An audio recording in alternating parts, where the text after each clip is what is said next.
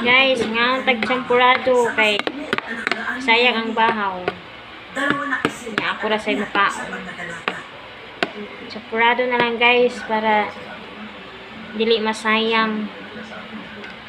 Pero bagamat tiniis ni Melody, ang umunoy pang-aapi Yan ta guys. ibang usapan na raw nang nakita niyang pagbuhatan ito ng kamay ang kanyang anak. Hindi ko ako si mama. Pagka sinampal niya ako, pagka sinampal niya sa akin.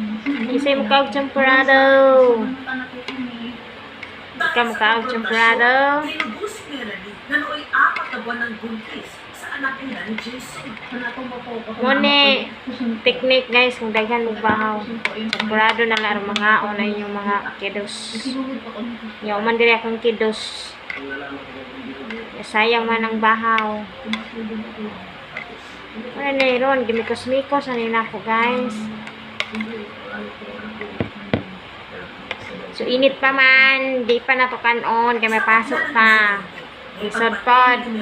Hungit na itong init kayo. At nang ipinanganak niya, ang Magbuhat yung tanong, magbunabog na ang gamay. na nag-ayos sa gusto nilang mag-ina.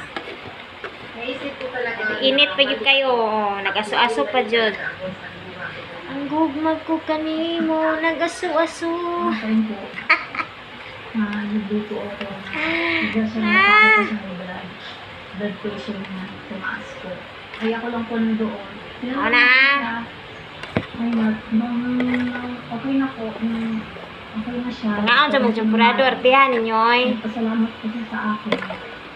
Mahal ba yung bugas? Sorry daw po sa lahat. Kasi hindi kami nagkain. Hindi yan. Arte kayo ka, di ka makaog champurado. Yung talaga ang minimum na katawan sa bawat isa. Mas magalang sila. Ay. Mas